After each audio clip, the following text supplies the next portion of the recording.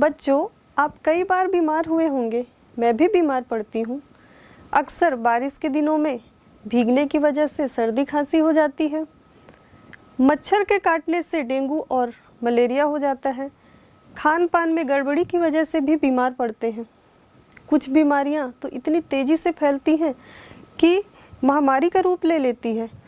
Corona जैसी वैश्विक महामारी को आपने और हमने सभी ने देखा है और इसकी त्रासदी से अब हम गुजर चुके हैं। बच्चों, जब भी कोई व्यक्ति बीमार पड़ता है तो उसे अपने रोज़मर्रा के कार्यों को कर पाने में कठिनाई महसूस होती है। अधिक बीमारी की स्थिति में तो उसकी मृत्यु भी हो सकती है। बच्चों, हमें हमारे स्वास्थ्य का ध्यान बहुत अच्छे से रखना चाहिए, क्योंकि स्वस्थ जीवन से ही सुखी जीवन होता है। तो आइए इस अध्याय में हम जानेंगे कि हमारा स्वास्थ्य क्या है और साथ साथ रोगों के बारे में भी हम बात करेंगे। तो बच्चों, चलिए देखते हैं कि स्वास्थ्य क्या है। आमतौर पर जब हम अच्छा महसूस करते हैं तब हम कहते हैं कि हम स्वस्थ हैं। जब हम अपने कार्यों को ठीक प्रकार से कर रहे होते हैं तो हम कहते हैं कि हम स्वस्थ हैं। बच्चों, आपने WHO का नाम सुना होगा। WHO का अर्थ है वर्ल्ड हेल्थ ऑर्गेनाइजेशन। यह स्वास्थ्य के क्षेत्र में कार्य करने वाली विश्व की सबसे बड़ी संस्था है। WHO का मुख्यालय स्विट्ज़रलैंड के जिनेवा में स्थित है। बच्चों, WHO ने सन 1948 में स्वास्थ्य की परिभाषा कुछ इस प्रकार दी।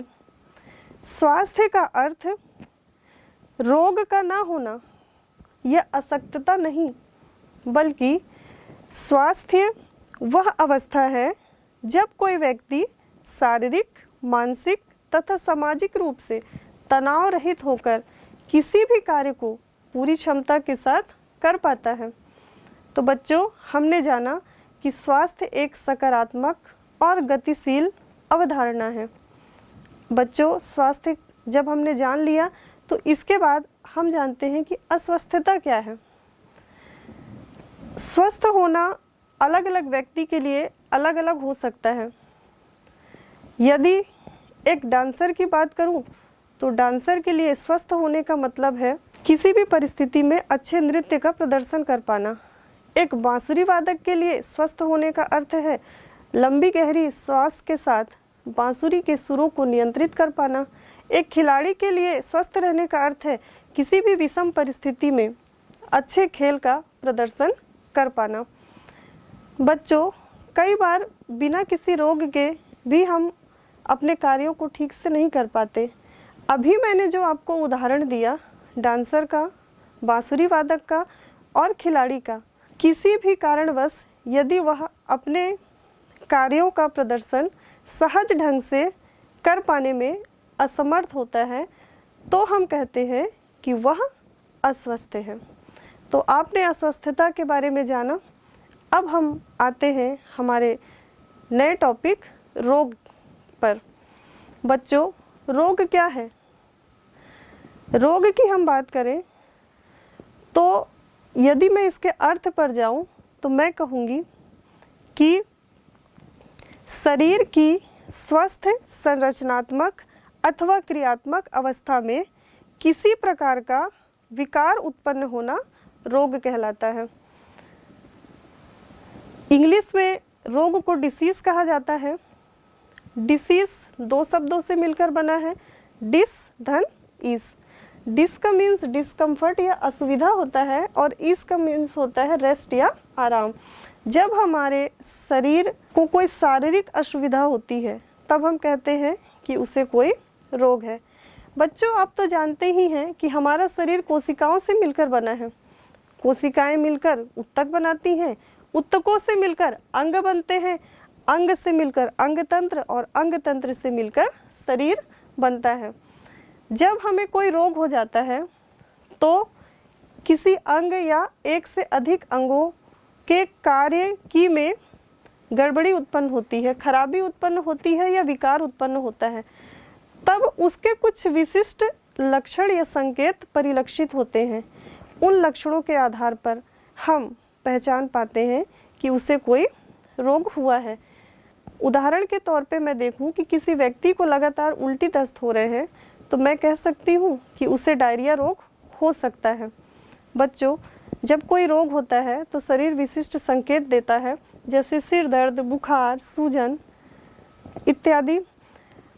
रोगों की पहचान हम लक्षणों के आधार पर करते हैं, लेकिन रोगों की पुष्टिकरण हम प्रयोगशाला में जांच के उपरांत ही कर सकते हैं। जब भी कोई रोग होता है तो शरीर के एक अंग अथवा अंग तंत्रों के कार्य एवं संरचना में बदलाव उत्पन्न होता है। इन बदलाव के कुछ लक्षण दिखाई देते हैं, यही रोग के लक्षण हैं। इन लक्षणों के आधार पर हम यह तो जान सकते हैं कि व्यक्ति को कोई रोग है, लेकिन कौन सा रोग है हम पता नहीं कर सकते, क्योंकि एक ही प्रकार के लक्षण अनेक रोगों में दिखाई देता है। जैसे सिर दर्द आंखों की कमजोरी के कारण भी हो सकता है, या फिर अत्यधिक तनाव या परीक्षा के भय के कारण हो सकता है। अनेक दर्जनों बीमारियों के कारण से सिर दर्द हो सकता है। उसी प्रकार एक ही रोग का अनेक लक्षण भी प्रकट होता है। यदि मैं टीबी का उदाहरण लूं तो टीबी की बीमारी में सिर दर्द, बुखार, वजन का कम होना, खांसी आदि लक्षण प्रकट होते हैं। तो अतः हम लक्षणों को देखकर किसी भी रोग की पहचान नहीं कर सकते, पुष्टि नहीं कर सकते। इसलिए चिकित्सकों द्वारा रोगों की जांच कराई जाती है। आधुनिक चिकित्सा सुविधा में विभिन्न प्रकार की जांचें उपलब्ध हैं, जिनकी सहायता से कुछ ही समय में रोगों की पहचान कर ली जाती है। रोगी व्यक्ति के मल मूत्र, रक्त, कफ, बलगम आदि की जांच की जाती है। कुछ मशीनें जैसे कि x-ray, sonography, MRI, CT scan की सहायता से शरीर के आंतरिक अंगों की विकृति की भी जांच की जा सकती है। इसके बाद बच्चों, अब हम जानते हैं कि स्वास्थ्य को प्रभावित करने वाले कारक कौन कौन से होते हैं। हमारा स्वास्थ्य हमारे घर, पास पड़ोस और आसपास के परिवेश और परिस्थितियों पर निर्भर करता है। हमारे स्वास्थ्य को मुख्यतः दो कारक प्रभावित करते हैं, एक व्यक्तिगत कारक और दूसरा हमारे आसपास का परिवेश या पर्यावरणीय कारक। व्यक्तिगत कारक अच्छे स्वास्थ्य के लिए बेहद आवश्यक है। इसके अंतर्गत खान पान संबंधी नियमों का पालन किया जाता है, संतुलित आहार, पर्याप्त घंटों की नींद, विश्राम और शारीरिक स्वच्छता, योग, व्यायाम आदि पर ध्यान दिया जाता है। दूसरा कारक है परिवेश। तो पर्यावरणीय ज्ञान के अभाव में भी हमारा स्वास्थ्य प्रभावित होता है। इसके अंतर्गत सूर्य के कारण, तेज धूप और यूवी रेस के कारण हमारा स्वास्थ्य प्रभावित होता है। जबकि वायु की बात करें तो अस्वच्छ वायु, प्रदूषित वायु में हानिकारक तत्व और हानिकारक सूक्ष्म जीव रहते हैं, जो हमारे शरीर में प्रवेश कर जाते हैं और हमारे स्वास्थ्य को प्रभावित करते हैं। ऐसे ही दूषित जल और भोजन में भी हानिकारक तत्व और सूक्ष्म जीवों के शरीर के अंदर प्रवेश करने से हमारा स्वास्थ्य प्रभावित होता है। पेड़ पौधे एक महत्वपूर्ण कारक है स्वास्थ्य के लिए। घनी आबादी वाले क्षेत्रों में पेड़ पौधों की कमी होती है, जिसके कारण शुद्ध वायु प्राप्त नहीं हो पाता। उनका स्वास्थ्य पेड़ पौधे वाले इलाकों में रहने वाले व्यक्तियों की अपेक्षा अच्छा नहीं होता है। परिवेश की स्वच्छता भी स्वास्थ्य को प्रभावित करने वाला एक महत्वपूर्ण कारक है। जब हमारे आसपास स्वच्छता होती है, हमारा परिवेश शुद्ध होता है, तब हमारा स्वास्थ्य भी अच्छा होता है। कूड़े करकट, गंदगी इत्यादि वाले इलाकों में रहने वाले लोगों का स्वास्थ्य अच्छा नहीं होता है। इसके बाद बच्चों, हम बात करते हैं रोगों के प्रकार की। तो रोगों का वर्गीकरण एक तो अवधि के आधार पर किया जाता है और दूसरा जन्मजात और उसके उपार्जित होने के आधार पर। तो जब हम पहले प्रकार की बात करते हैं अवधि के आधार पर, तो आप देखते हैं कि आप अक्सर गिरते होंगे, साइकिल चलाते समय गिरे होंगे, कुछ घाव लगा होगा, उपचार के दौरान 2-4 दिन में आपका घाव ठीक हो गया होगा। लेकिन कुछ बीमारियां ऐसी होती हैं जो बहुत लंबी अवधि तक चलती हैं। तो इस अवधि के आधार पर रोग का जो पहला प्रकार है वह है तीव्र रोग। इसे एक्यूट डिसीज भी कहते हैं। यह जो एक्यूट डिसीज के अंतर्गत आने वाले रोगों का उपचार के दौरान शीघ्र ये ठीक हो जाते हैं, जैसे कि साधारण बुखार और सर्दी खांसी। जबकि जो दीर्घकालिक रोग होते हैं, इनके उपचार चलने के बावजूद भी ये जल्दी से ठीक नहीं होते हैं, जैसे कि टीबी और अनेक एड्स जैसी बीमारियां। रोग दो प्रकार के होते हैं, पहला जन्मजात रोग और दूसरा उपार्जित रोग। जन्मजात रोग को कंजेनाइटल डिसीज कहते हैं।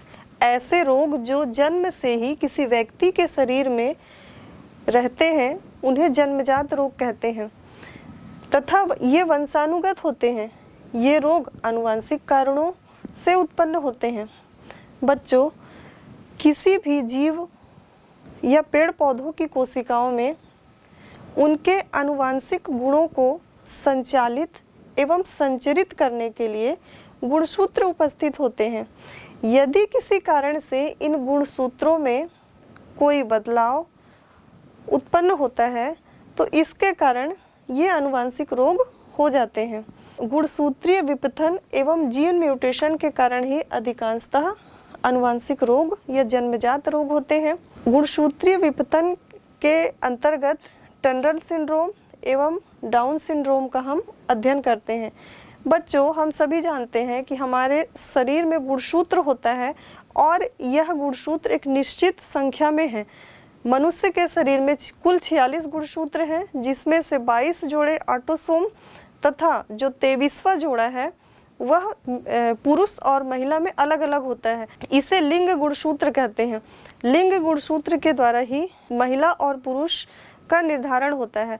तो जब हम टनरल सिंड्रोम की बात करते हैं, जो कि गुणसूत्रीय विपथन के कारण होता है, तो इस बीमारी में 46 गुणसूत्र की जगह केवल 45 गुणसूत्र ही उपस्थित होते हैं, अर्थात एक गुणसूत्र की कमी हो जाती है, जिस कारण यह बीमारी होती है और यह महिलाओं में ही होती है। उसी प्रकार डाउन सिंड्रोम भी गुणसूत्रों की संख्या में परिवर्तन और संरचना में परिवर्तन के कारण होता है, जिसके कारण मानसिक विकलांगता आती है। जबकि जीन म्यूटेशन के कारण होने वाली बीमारियां सिकल सेल एनीमिया, वर्णांधता, हीमोफीलिया तथा एड्स है। सिकल सेल एनीमिया में जो लाल रक्त कणिकाएं होती हैं साधारणतः वह गोल होती हैं, किंतु सिकल सेल एनीमिया जब हो जाता है तब ये कोशिकाएं गोल ना होकर हंसिया आकार हो जाती हैं, जिसके कारण इनके कार्य करने की क्षमता कम होती है और ये साधारणतः 120 दिन की अपेक्षा 20 से 30-40 दिनों में ही डिस्ट्रॉय हो जाती हैं। इसके बाद यदि वर्णांधता की बात करें, वर्णांधता का रोगी लाल और हरे रंगों को पहचान कर पाने में कठिनाई महसूस करता है। वहीं हीमोफीलिया से ग्रसित रोगी व्यक्ति के शरीर में रक्त का थक्का जल्दी से नहीं बन पाता, जिसके कारण घाव या चोट की स्थिति में उसका बहुत सारा रक्त व्यर्थ ही बह जाता है। और एड्स भी एक आनुवंशिक रोग है जो कि वायरस के कारण होती है। बच्चों, ये तो हमने जाना कि जीन म्यूटेशन या गुणसूत्रीय विपथन के कारण आनुवंशिक रोग हो जाते हैं, पर ये जीन का म्यूटेशन या गुणसूत्रीय विपथन होता क्यों है? तो इसका कारण अल्ट्रावायलेट रेस, कुछ वायरस या केमिकल हो सकते हैं। उपार्जित रोग। उपार्जित रोग ऐसे रोग होते हैं जो जन्म के पश्चात उत्पन्न होते हैं। ये रोग वंशानुगत नहीं होते हैं। संचरण के आधार पे इन्हें भी दो भागों में बांटा गया है। पहला संक्रामक रोग, इसे संचरणीय, इन्फेक्शियस या कम्युनिकेबल डिसीज भी कहा जाता है। और दूसरा है असंक्रामक रोग, इसे असंचरणीय, नॉन इन्फेक्शियस और नॉन कम्युनिकेबल डिसीज कहा जाता है। संक्रामक रोग। संक्रामक रोग ऐसे रोग होते हैं जो एक व्यक्ति से अन्य व्यक्तियों में फैलते हैं। इसका कारण हानिकारक सूक्ष्मजीव होते हैं। इन सूक्ष्मजीवों को रोगाणु या पैथोजेंस कहा जाता है। ये रोगाणु भी विभिन्न प्रकार के होते हैं, जीवाणु, विषाणु, कवक, प्रोटोजोआ, हेलमिन्थ्स या निमोटोड्स। तो पहला रोगाणु जो है विषाणु पर हम अभी बात करेंगे। तो विषाणु क्या है? विषाणु एक अत्यंत सूक्ष्म अकोशिकीय जीव है जो कि किसी शरीर के अंदर ही जीवित रह पाता है और अगर वो बाहर है तो वह मृत अवस्था में रहता है। इसकी पहचान कर पाना बहुत कठिन है। यह अत्यंत सूक्ष्म होते हैं और इलेक्ट्रॉन माइक्रोस्कोप के द्वारा ही देखे जा सकते हैं। विषाणुओं के द्वारा होने वाले कुछ रोग, तो पहला है साधारण सर्दी खांसी। जो सामान्य सर्दी खांसी होती है वह राइनो वायरस के कारण होती है, आप सभी उससे परिचित हैं। दूसरा स्मॉल पॉक्स वेरियोला वायरस के कारण होता है यह। इसमें तेज बुखार, दर्द के साथ लाल दाने आ जाते हैं। यह इसकी रोकथाम हो चुकी है। इसके बाद पोलियो की बीमारी भी एक वायरस के कारण ही होती है। पोलियोमिलाइटिस विषाणु के कारण जब कोई व्यक्ति या बच्चा संक्रमित होता है तब उसे पोलियो हो जाता है। पोलियो का जो वायरस है किसी व्यक्ति के केंद्रीय नाड़ियों को प्रभावित करता है। उसकी मांसपेशियों को नियंत्रित करने वाला तंत्रिका तंत्र खराब हो जाता है और उसे लकवा मार देता है और उससे विकलांगता आती है। भारत में अब यह बीमारी खत्म होने के कगार पर है। बृहत टीकाकरण अभियान और पोलियो ड्रॉप के द्वारा इसे नियंत्रित किया जा चुका है। अगला बीमारी है डेंगू। डेंगू भी वायरस से होने वाला एक रोग है जो कि एडिस मच्छर के काटने से होता है। डेंगू की बीमारी में प्लेटलेट्स की संख्या में बहुत तेजी से कमी आती है और बहुत तेज बुखार होता है। इसका भी इलाज संभव है। पर्याप्त सावधानी रखकर हम डेंगू की बीमारी से बच सकते हैं। इसके बाद अगली बीमारी है एड्स। बच्चों, एड्स की जो बीमारी है वायरस से होने वाली घातक बीमारियों में से एक है क्योंकि अब तक इसका इलाज संभव नहीं है।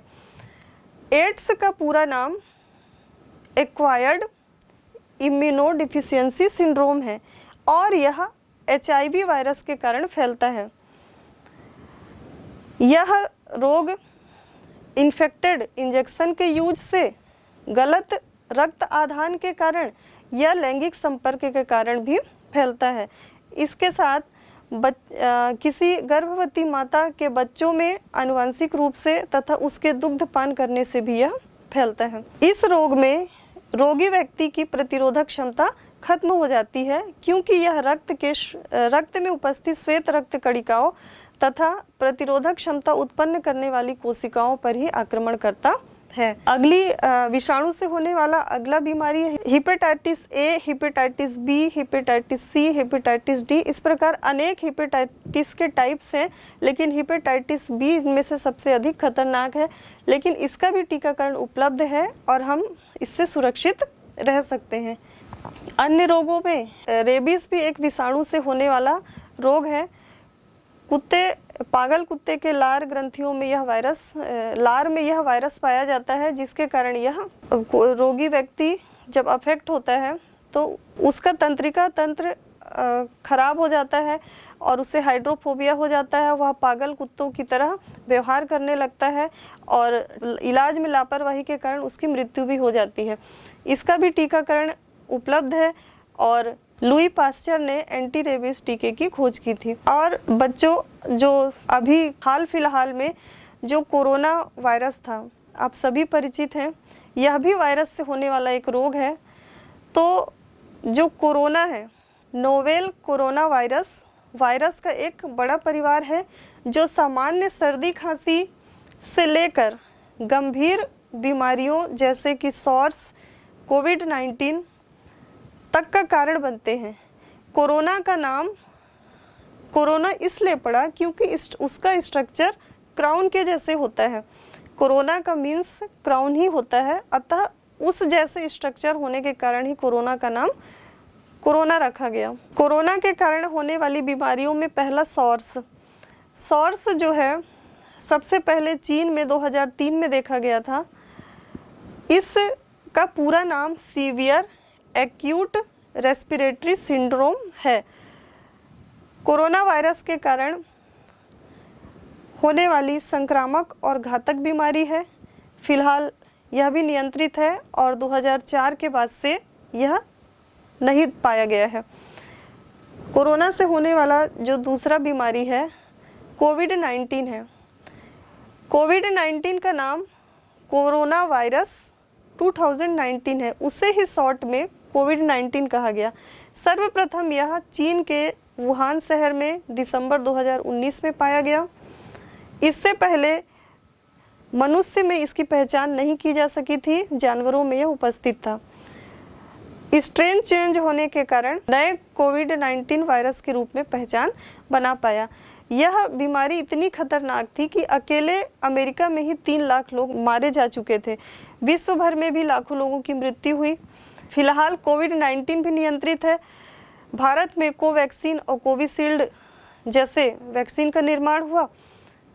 वहीं रूस ने स्पुतनिक 1 और अमेरिका में फाइजर जैसे वैक्सीनेशन का निर्माण किया गया, जिसके कारण WHO की सहायता से पूरे विश्व में वृहद टीकाकरण अभियान चलाया गया और अब यह वायरस से होने वाला रोग भी नियंत्रित है। जीवाणु की खोज ल्यूवेनहॉक ने की थी। जीवाणु भी अत्यंत सूक्ष्म जीव होते हैं, किंतु वायरस से थोड़े बड़े होते हैं आकार में। इनसे होने वाले रोग टीबी, निमोनिया, टाइफाइड, हैजा, टिटनेस, कुष्ठ रोग इत्यादि हैं। बच्चों, आपके मुंह में कभी छाले हुए होंगे।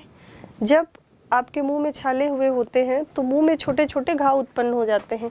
ठीक ऐसे ही हमारे आमाशय और छोटी आंत में, जो कि पेट के अंदर स्थित है, में छोटे छोटे घाव उत्पन्न हो जाते हैं, छाले उत्पन्न हो जाते हैं। तो इन्हीं छाले और घाव को अल्सर कहा जाता है। कई वर्षों तक हम यही सोचते आ रहे थे कि इन अल्सर का, जिसे पेप्टिक व्रण कहा जाता है, का कारण गलत जीवन शैली या रहन सहन ढंग है। पेप्टिक अल्सर में आमाशय तथा छोटी आंत में अम्लीयता संबंधित दर्द एवं रक्तस्राव होता है। हम यही सोचते थे कि परेशानी भरे जीवन के कारण आमाशय में अधिक अम्लता के कारण ये छाले उत्पन्न होते हैं, लेकिन 2 ऑस्ट्रेलियाई वैज्ञानिकों ने पता लगाया कि इसका कारण हेलिका बैक्टर पाइलोरी नामक एक जीवाणु होता है। ऑस्ट्रेलिया के पर्थ शहर में जो रोग विज्ञानी थे रॉबिन वॉरेन, जिनका जन्म सन 1937 में हुआ, ने सर्वप्रथम इन छोटे छोटे वक्राकार जीवाणुओं को अनेक रोगियों के आमाशय के निचले भाग में देखा। इसके बाद जो दूसरे वैज्ञानिक थे, जिनका नाम बैरी मार्शल था, ने एक चिकित्सक थे। इन्होंने जो रॉबिन वारेन थे, उनकी खोज में दिलचस्पी ली तथा विभिन्न स्रोतों से जीवाणु का संवर्धन करने में सहायता प्राप्त की। अपने उपचार के अध्ययन में मार्शल तथा वॉरेन ने पता लगाया कि रोगी के पेप्टिक व्रण का उपचार तभी हो सकता है जब कारक जीवाणु को आमाशय में ही मार दिया जाए। इन्होंने पेप्टिक व्रण प्रतिजैविक तैयार किया। प्रतिजैविक, जिसे हम एंटीबायोटिक्स भी कहते हैं, इस एंटीबायोटिक की सहायता से जो अल्सर होता है उसका उपचार किया जा सकता है। बाद में इन दोनों वैज्ञानिकों को शरीर रोग विज्ञान तथा औषधि के क्षेत्र में नोबेल पुरस्कार भी प्राप्त हुआ और यह पुरस्कार उन्हें सन 2005 में प्राप्त हुआ था। नोबेल पुरस्कार क्या है? नोबेल पुरस्कार ऐसे समाज के लिए महान कार्यों के लिए प्रदान किया जाता है। यह विभिन्न क्षेत्रों में प्रदान किया जा सकता है। जैसे अब आप कहेंगे कि नोबेल प्राइज़ क्या है?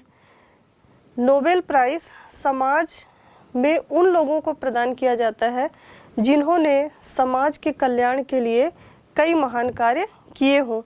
यह चिकित्सा, भौतिकी, रसायन, साहित्य, शांति तथा अर्थशास्त्र के क्षेत्र में प्रदान किया जाने वाला विश्व का सबसे बड़ा पुरस्कार है। प्रोटोजोआ को प्रथम जंतु कहा जाता है। प्रोटोजोआ भी अत्यंत सूक्ष्म होते हैं, किंतु वायरस और जीवाणु से आकार में कुछ बड़े होते हैं, किंतु इन्हें भी खुली आंखों से नहीं देखा जा सकता। प्रोटोजोआ से होने वाला रोग मलेरिया है, जो कि प्लाज्मोडियम नामक प्रोटोजोआ से होता है। अमीबियासिस, पेचिस, निद्रा रोग और काला आजार भी प्रायः प्रोटोजोआ से होता है। कवक को हम फंगस के रूप में जानते हैं। दाद, खाज, खुजली, गंजापन इत्यादि कवक से होता है। कृमि, जिन्हें हम वर्म्स भी कहते हैं, कृमि के अंतर्गत निमोटोड्स और हेलमिन्थ्स आते हैं।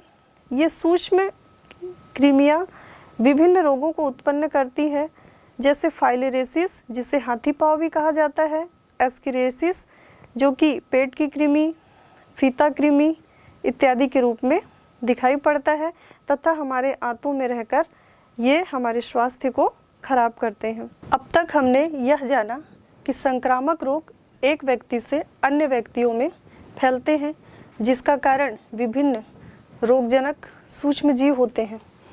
पर बच्चों, क्या आपने कभी सोचा है कि ये सूक्ष्म जीव या रोगाणु एक व्यक्ति से अन्य व्यक्तियों तक फैलते कैसे हैं? हम जानते हैं कि हमारे आसपास विभिन्न सूक्ष्म जीव हैं जिन्हें हम देख नहीं सकते। कुछ लाभदायक हैं, कुछ हानिकारक हैं। जो रोगाणु होते हैं वह प्रत्यक्ष अथवा परोक्ष माध्यम दोनों तरीके से फैल सकते हैं। प्रत्यक्ष माध्यम में व्यक्तिगत संपर्क से, जब किसी परिवार, किसी ऑफिस या स्कूल में कोई व्यक्ति किसी रोगी व्यक्ति के संपर्क में आता है तो वह बीमार पड़ सकता है। साथ उठने, खेलने, बैठने, खाने इत्यादि से वो रोगी व्यक्ति के संपर्क में आकर बीमार पड़ सकता है। वायु के द्वारा तपेदिक, न्यूमोनिया, फ्लू जैसी बीमारियां वायु से फैलती हैं।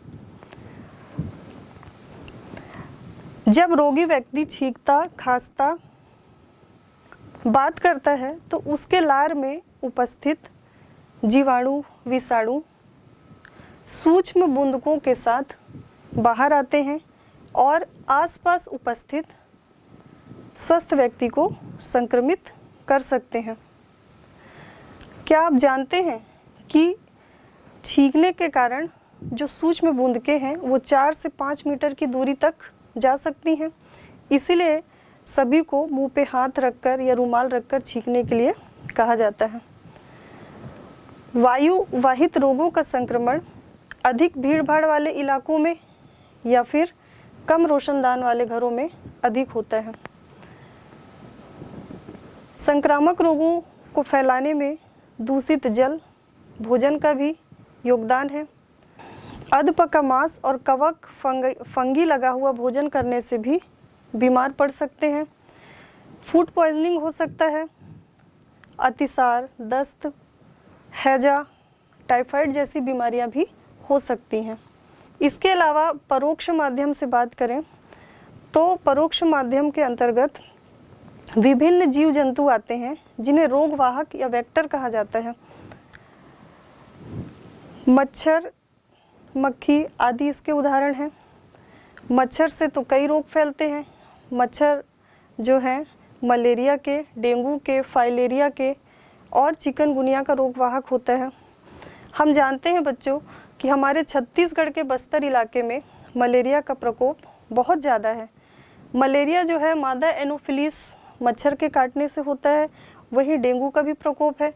डेंगू एडिस मच्छर के काटने से होता है। क्यूलेक्स मच्छर के काटने से फाइलेरिया जैसी बीमारियां होती हैं। मक्खियाँ गंदे स्थानों पर बैठकर स्वच्छ स्थानों पर आती हैं और उन्हें भी दूषित करके विभिन्न रोगों का संक्रमण करती हैं। इसके अलावा विभिन्न जीव जंतु जैसे कि कुत्ते, लोमड़ियाँ, चमगादड़, भेड़िए, बिल्लियाँ इत्यादि भी रेबीज नामक विषाणुओं की वाहक होते हैं। संक्रमित रोगों के परोक्ष माध्यम के दौरान हमने विभिन्न जीव जंतु, कीड़े मकोड़े आदि के द्वारा रोगों का फैलना जाना। इसके अलावा कुछ अन्य माध्यम भी जिनके द्वारा ये रोग फैलते हैं, जैसे कि संक्रमित इंजेक्शन, इन्फेक्टेड सर्जिकल डिवाइस, दरवाजों के हैंडल से, रोगी व्यक्ति के नैपकिन से, कपड़े से, बर्तनों से आदि से भी ये रोग फैल सकते हैं। अब हमने संक्रामक रोगों और उनके फैलने वाले साधनों पर चर्चा किया। अब हम आते हैं असंक्रामक रोग। असंक्रामक रोग क्या होते हैं? ऐसे रोग जो एक व्यक्ति से अन्य व्यक्तियों तक नहीं जाते हैं, संचरित नहीं होते हैं, उन्हें असंक्रामक रोग कहते हैं। सामान्यतः रोगी के जीवन में लंबी अवधि तक दुर्व्यसनों के कारण ये रोग होते हैं। यह दुर्व्यसन का अर्थ गलत खान पान, अनियमित जीवन शैली, लाइफ स्टाइल या फिर मादक पदार्थों का सेवन कुछ भी हो सकता है। ये रोग जब उत्पन्न होते हैं तो जल्दी से ठीक भी नहीं होते हैं, ये दीर्घकालिक रोग होते हैं। असंक्रामक रोग भी दो प्रकार के होते हैं, एक आनुवंशिक और दूसरा अनियमित जीवन शैली के अपनाने से। कुछ रोग आनुवंशिक और अनियमित जीवन शैली दोनों के कारण उत्पन्न होते हैं, जैसे कि डायबिटीज़। डायबिटीज़ एक ऐसा रोग है जो आनुवंशिक भी होता है और साथ साथ अनियमित जीवन शैली के कारण भी उत्पन्न होता है। भोजन में कार्बोहाइड्रेट की अधिक मात्रा हो तो डायबिटीज़ हो सकता है। आपके शरीर में किसी हार्मोन्स की कमी हो गई हो तो भी डायबिटीज़ हो सकता है। इसके अलावा आज हम विभिन्न असंक्रामक रोगों पर चर्चा करने वाले हैं। असंक्रामक रोगों में मुख्यतः पोषक तत्वों की कमी से होने वाले अथवा अधिकता से होने वाले रोग शामिल हैं। पोषक तत्व की कमी से होने वाले रोग, हम जानते हैं कि हमारे भोजन में संतुलित आहार अत्यंत आवश्यक है। यदि संतुलित आहार में विभिन्न पोषक तत्व शामिल होते हैं, यदि इन पोषक तत्वों की कमी या अधिकता हो जाए तो विभिन्न रोग उत्पन्न हो सकते हैं। पोषक तत्वों की कमी से होने वाले कुछ रोग, विटामिन ए की कमी से रतौंधी होता है, रात में दिखाई नहीं देता है।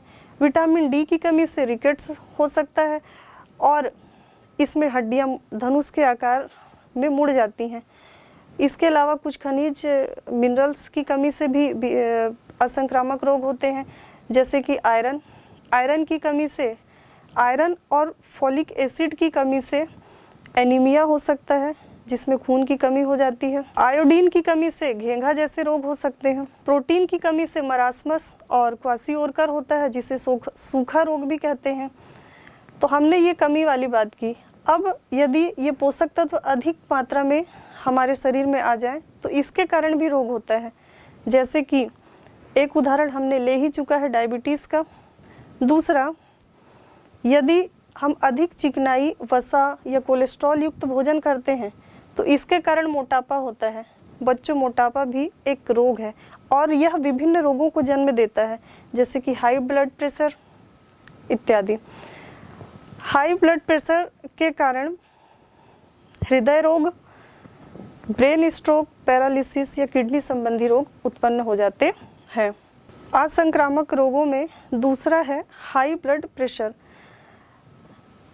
एक स्वस्थ व्यक्ति के शरीर का जो ब्लड प्रेशर होता है, सामान्य ब्लड प्रेशर होता है, एक स्वस्थ व्यक्ति के शरीर का सामान्य blood pressure 120/80 mm of Hg होता है। यह हृदय के सिस्टोलिक और डायस्टोलिक प्रेशर को इंगित करता है। यदि किसी व्यक्ति में 120/80 mm of Hg की सामान्य मात्रा से यदि अधिक ब्लड प्रेशर हो तो उसे हाई बीपी, और इससे कम ब्लड प्रेशर हो तो उसे लो बीपी का मरीज कहते हैं। हाई ब्लड प्रेशर के कारण हृदय रोग, ब्रेन स्ट्रोक और पैरालिसिस हो सकता है। हाई ब्लड प्रेशर अधिक नमक खाने के कारण भी होता है। इसका कारण टेंशन लेना भी हो सकता है। विभिन्न कारणों से यह उत्पन्न होता है। फिर एक असंक्रामक रोगों में प्रमुख रोग है कैंसर। बच्चों, कैंसर के अध्ययन को ऑन्कोलॉजी कहा जाता है। जब हमारे शरीर की सामान्य कोशिकाएं असामान्य होकर अनियमित और अनियंत्रित ढंग से विभाजित होने लगती हैं और ऊतकों को नष्ट करती हैं तथा ट्यूमर का निर्माण करती हैं, तब हम कहते हैं कि यह कैंसर है। ये जो ट्यूमर होते हैं ये दो प्रकार के होते हैं, एक बिनाइन ट्यूमर और दूसरा मैलिग्नेंट ट्यूमर। बिनाइन ट्यूमर कम घातक होता है, यह एक निश्चित स्थान पर ही होता है जिसके कारण उस अंग को काटकर बाहर कर दिया जाता है जिससे रोगी की जान बच सकती है। लेकिन मैलिग्नेंट ट्यूमर जो होता है यह बहुत घातक होता है, शरीर की किसी भी कोशिकाओं किसी भी ऊतक में अटैक करता है और यह घातक होने के साथ साथ इसका इलाज भी अभी तक संभव नहीं है। कैंसर के होने के विभिन्न कारण हैं। सूर्य से आने वाली पराबैंगनी किरणें जो है स्किन कैंसर क्रिएट करती हैं। कुछ वायरस जिन्हें ऑन्कोवायरस कहा जाता है उनके कारण भी कैंसर होता है और कार्सिनोजेनिक पदार्थों के सेवन से भी कैंसर होता है। कार्सिनोजेनिक पदार्थ ऐसे पदार्थ जो कैंसर उत्पन्न कर सकते हैं उन्हें कार्सिनोजेनिक पदार्थ कहा जाता है। उदाहरण तंबाकू, सिगरेट, बीड़ी, गुटखा, चरस, गांजा। कुछ प्लास्टिक भी कार्सिनोजेनिक्स होते हैं और केमिकल्स भी कार्सिनोजेनिक हो सकते हैं। ऐसे कोई भी पदार्थ जो कैंसर क्रिएट करते हैं उन्हें कार्सिनोजेनिक पदार्थ कहा जाता है। हमें इनकी पहचान करनी चाहिए और इनसे दूर होने का प्रयास करना चाहिए। इसके अलावा एलर्जी भी एक असंक्रामक रोग है। कभी कभी हम देखते हैं कि अचानक हमारे शरीर में खुजली उत्पन्न हो गई, लाल चकत्ते पड़ गए, रेशेस आने चालू हो जाते हैं, तो यह एलर्जी का ही लक्षण है। एलर्जी वह स्थिति होती है जो हमारे शरीर में जो प्रतिरक्षी कोशिकाएं होती हैं किसी बाह्य पदार्थ के प्रभाव में आकर असामान्य ढंग से प्रतिक्रिया उत्पन्न करती है, यही एलर्जी है। बच्चों, कोरोना महामारी के दौरान आप लगातार एक नाम सुनते रहे हैं, टीका या वैक्सीनेशन। सभी को इंतजार था कि कब यह वैक्सीन बनकर तैयार हो, पर क्या आपने कभी सोचा है कि पहला वैक्सीन कब और कैसे तैयार हुआ? कहानी इंग्लैंड से शुरू होती है।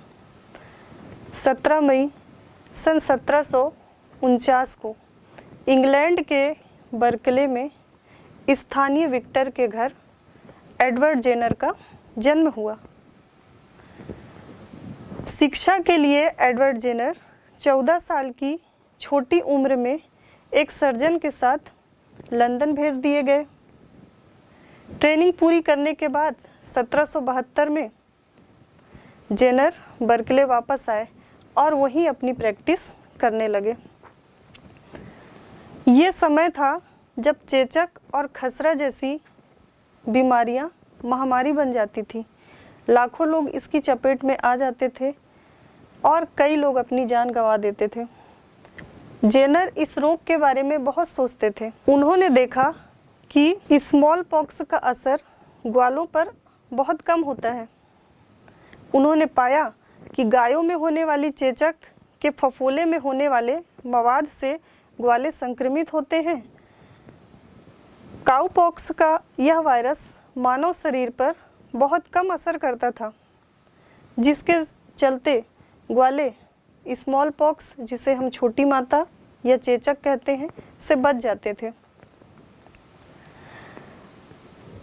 1796 में उन्होंने इस अवधारणा का पहली बार प्रयोग किया और यही टीकाकरण की नींव बनी।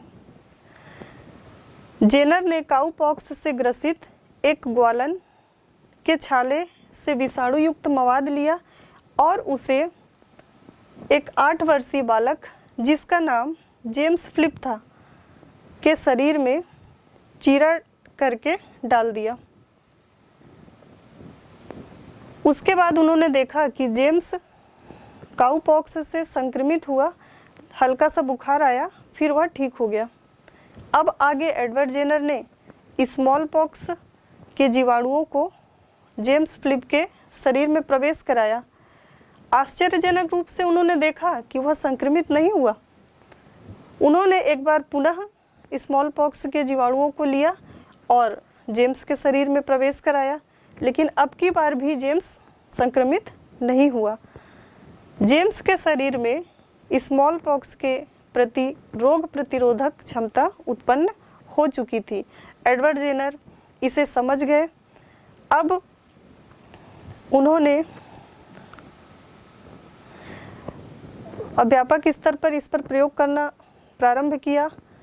शुरुआत में उस समय के जो विद्वान थे और धार्मिक संगठनों ने एडवर्ड जेनर का बहुत मजाक बनाया। इंग्लैंड की रॉयल सोसाइटी ने भी उनके शोध को अपूर्ण माना और उसे मान्यता नहीं दी, किंतु एडवर्ड जेनर अपने प्रयोग लगातार करते रहे। उन्होंने अपने स्वयं के 11 वर्ष के बच्चे और अन्य बच्चों पर इन प्रयोगों को दोहराया और हर बार सफलता प्राप्त की। इसके बाद उन्हें मान्यता मिल गई और उन्हें टीकाकरण का जनक माना गया। वैश्विक स्तर पर उनके इस योगदान का हम आज भी उपयोग कर रहे हैं।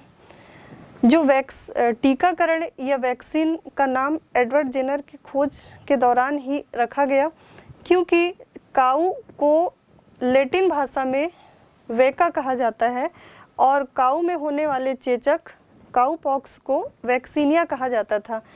इसी नाम से वैक्सीन नाम रखा गया। अब बच्चों, आपने ये तो जाना कि प्रतिरोधक क्षमता उत्पन्न होने के कारण वो बच्चा स्मॉल पॉक्स के होने से बच गया। बच्चों, एडवर्ड जेनर ने प्रतिरोधक क्षमता के बारे में समझा, जाना और वैक्सीन की खोज की। पर यह प्रतिरोधक क्षमता होती क्या है? हमारे शरीर की रोगों से लड़ने की क्षमता को ही प्रतिरोधक क्षमता कहा जाता है। ये प्रतिरोधक क्षमता विभिन्न प्रतिरक्षी कोशिकाओं के कारण उत्पन्न होती है। हमारे शरीर और हमारे खून में पाए जाने वाले WBC हमारे प्रतिरक्षी कोशिकाएं होती हैं। WBC विभिन्न रोगों से लड़ती है, उन्हें मारती है, उन्हें खत्म करती है। इसलिए इसे शरीर का पुलिस या सैनिक भी कहा जाता है। अब प्रतिरक्षी तंत्र क्या है?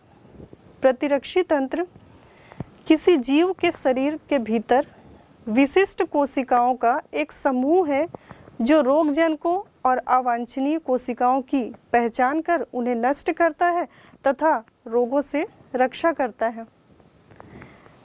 यह प्रणाली विषाणुओं से लेकर परजीवी कृमियों जैसे विभिन्न प्रकार के रोग कारकों को पहचानने में सक्षम होता है, किंतु यह जीवों की स्वस्थ कोशिकाओं पर कोई प्रतिक्रिया नहीं करता है, जिससे शारीरिक प्रणाली सुचारू रूप से कार्य करती है। बच्चों, हमारी जो WBC कोशिकाएं हैं, हमारे शरीर में उपस्थित पहले से जो उपस्थित कोशिकाएं हैं उन पर कोई प्रभाव नहीं डालती। हमारा शरीर सुचारू ढंग से कार्य करता रहता है, किंतु कोई भी बाहरी अवांछनीय कोशिकाएं या रोगाणु हमारे शरीर में जैसे ही प्रवेश करते हैं, ये प्रतिक्रिया उत्पन्न करती हैं। उन एंटीजेंस के प्रति एंटीबॉडी का निर्माण करती हैं और उन्हें मारकर नष्ट कर देती हैं। इस प्रकार हम विभिन्न रोगों से बच पाते हैं।